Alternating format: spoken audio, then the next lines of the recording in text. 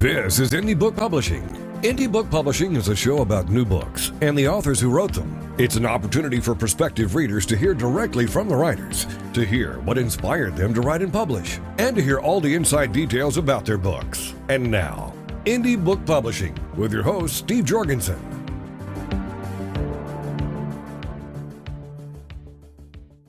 The title of the book, Grandpa's Secret. And the author is Ruby U Tunke, and Ruby joins us now on Indie Book Publishing. This interview brought to you by Balboa Press. Hello, Ruby. Hello, Steve. Well, what a unique children's book with quite a message, beautifully illustrated, but we'll talk more about all those details. Let me read just what you've written so everyone understands what we're going to focus on. You say this: "This is a book that explains there is no separation between ourselves and our loved ones who have passed on. This book is also one of empowerment because it gives you tools with which to connect with those who have passed."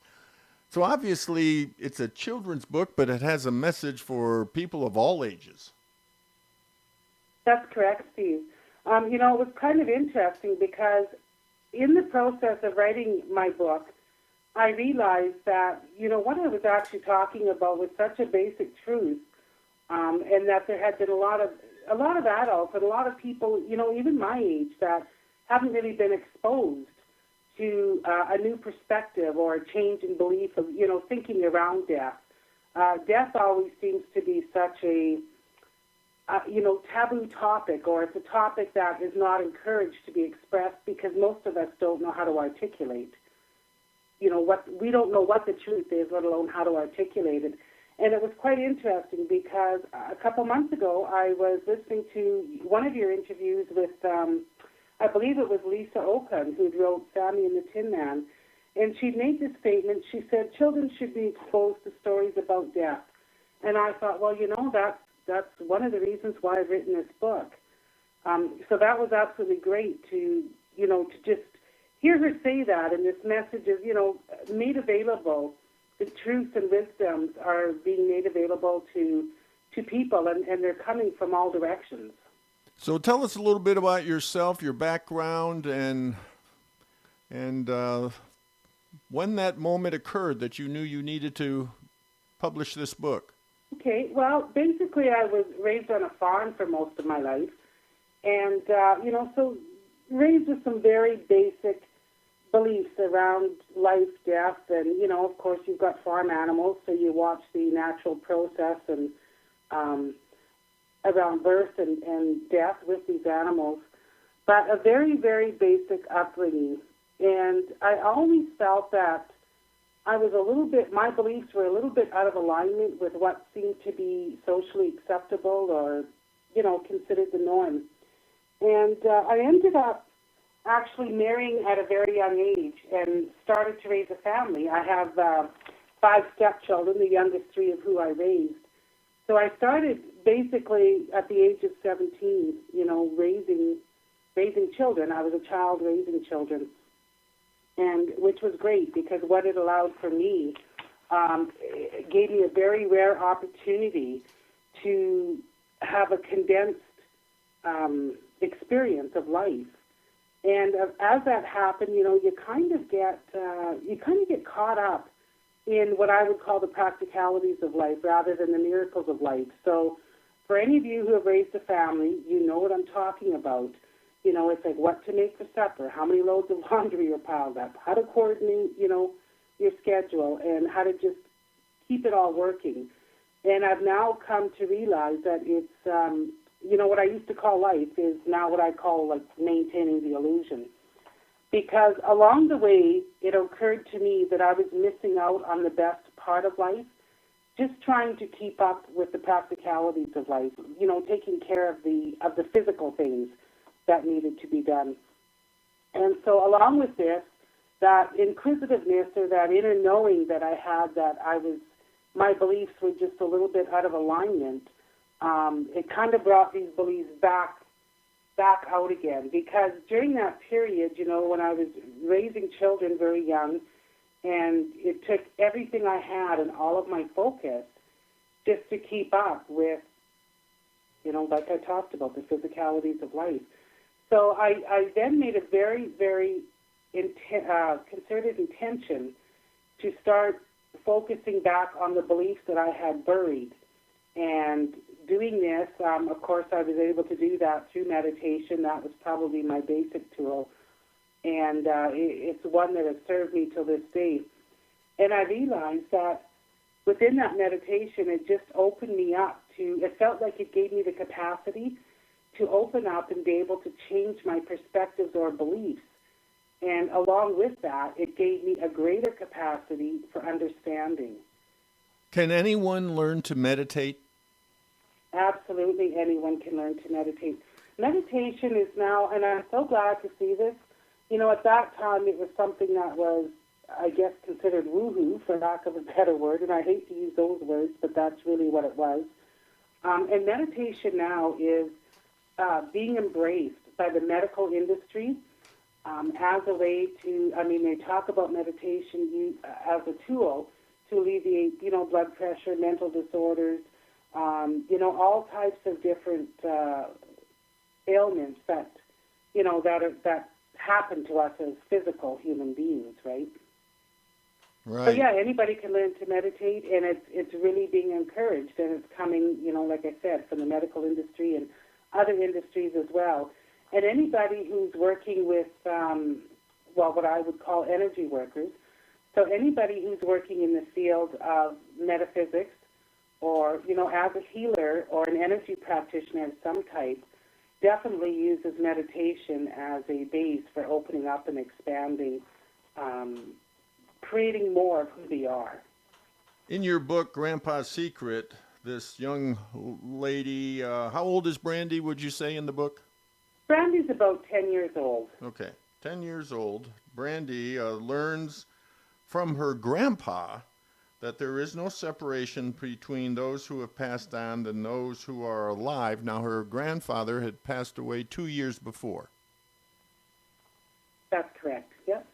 So meditation is part of this connection, right? Absolutely it is. When you're in a meditative state, what it does is it calms all those voices and all those beliefs and all the focus that you put on during your waking hours into those practicalities of life.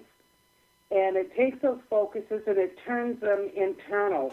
Because, whether people want to accept it or not, science is working together with, for lack of a better word, religion, spirituality. And together they're coming to the same conclusion, that we're actually energy, and in order to exist in this particular dimension, and there's many, many dimensions, in order to exist in this particular dimension we call Earth, which is a physical dimension, our energy needs to take on a physical form. And it just so happens that we're in the form, I guess, of a human body. And over the years, I shouldn't even say years, it's thousands of years, we've mistakenly identified ourselves with our form rather than our basic energy, or, basically who we are. So it's really interesting because now we have all kinds of studies out, and science is working together with, spirituality. So whether you follow stuff like this in a spiritual sense or whether you follow it scientifically, they're coming to the same conclusion, that we are energy wrapped in a physical form. So this connection with those who have passed on, you're teaching in this book, and Grandpa is teaching Brandy that whenever she chooses to, through meditation or prayer, she can feel him near or even hear him. Absolutely. What meditation does is as I've stated earlier, it just puts you more in touch with the energy form, or what some people would call source or God self. It actually allows you to experience that part of who you are, and it kind of just peels away the layers of physicality that we've that we've come to know as ourselves. So what it is it just allows you to redefine who you are, and it puts you more in touch with your energetic self. And when you do that, it actually expands your energy body, and you become very sensitive, so you're able to discern other energy bodies in a way that, well, say for instance, I think you'd be very, very hard-pressed to find someone in this day and age who had not had an experience with someone who had passed.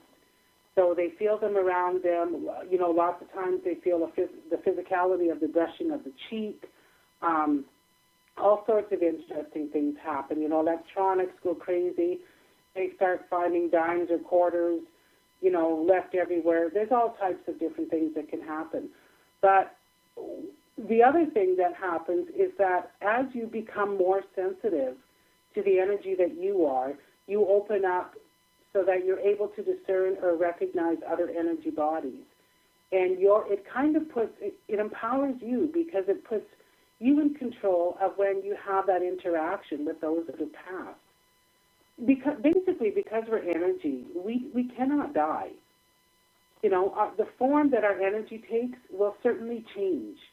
Because as it no longer needs the body, to create and express and experience here on the physical plane, that energy still exists. And so when you get in touch with your energy body and develop, and through meditation, that is the basic tool, which allows you to open up and become more sensitive to other energy. So as you do this, as you work through this process, you can communicate with those that have passed whenever you choose to.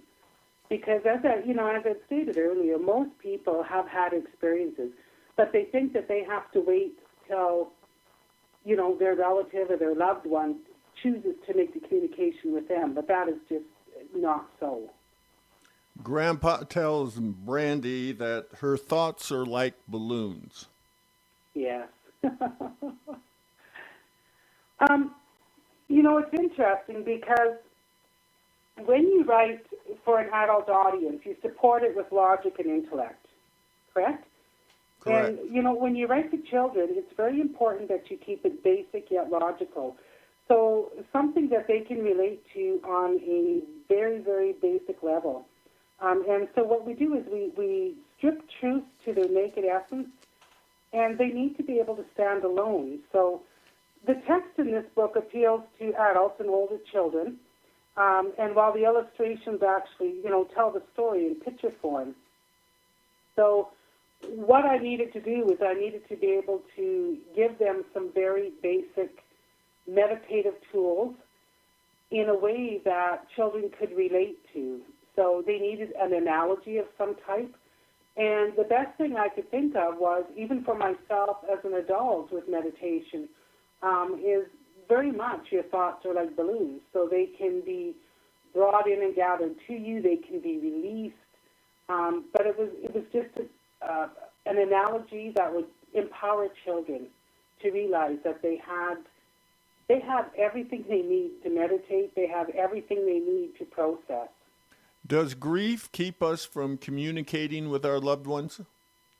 Absolutely. That's an excellent question. One of my favorite illustrations in the book is the Wall of Tears. That's a very good illustration of how our grief does keep us from communicating with our loved ones.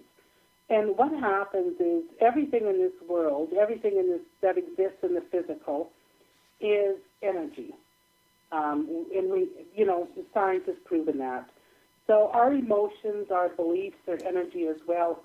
And when we have emotion that doesn't necessarily serve us, like say, for instance, grief or anger, jealousy, emotions like that, they vibrate at a very slow vibrational rate. And they become very, very dense.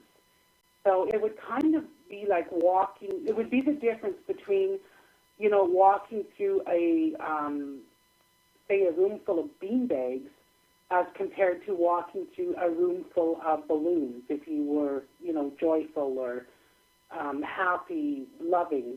That would be what the balloons would represent. So really, it's a matter of the emotion being energy, and energy has to vibrate. It moves. And so it's a difference between energy that vibrates very slowly and energy that vibrates quite rapidly. So grief would definitely be an emotion, which would be comprised of an energy that actually vibrates at a very slow speed. And so it does prevent us. There's no expansion when we sit in energies or we hang on to energies or identification of energies that move very slowly. There's very little growth that happens within us, or very little expansion of our energy body. We've been listening to Ruby U Tunke. She is the author of her children's book, Grandpa's Secret. Obviously, her philosophy cuts across all ages of people, from youth to the elderly. Its book is beautifully illustrated and written for children to help them understand how they can communicate with their family who has passed on. Ruby, tell us how we can get your book. Oh, I'd love to, Steve. Of course, Amazon.com carries it, Barnes & Noble. And you can also order it online through bookstore.balboa, BALBOA, Press, PRESS.com. That's bookstore.balboapress.com. And here in Canada, Chapters carries it. You can go online, and I believe some of the Chapter stores have it available as well. Those would be the most common ways of ordering it. But I know if you go online and Google, you could put in Ruby U Tunke, Grandpa's Secret, and I know there's a couple pages that pop up with bookstores that are actually carrying the book as well, or where, other places where you can order it. These four that I mentioned are the most common. But yeah, there's a lot of different options out there for bringing that book into your home. Thank you so much, Ruby, for being with us on Indie Book Publishing. Thanks, Steve. It's been great, and I can't tell you how grateful I am to have this experience to talk about my book. And this interview has been brought to everyone by Balboa Press.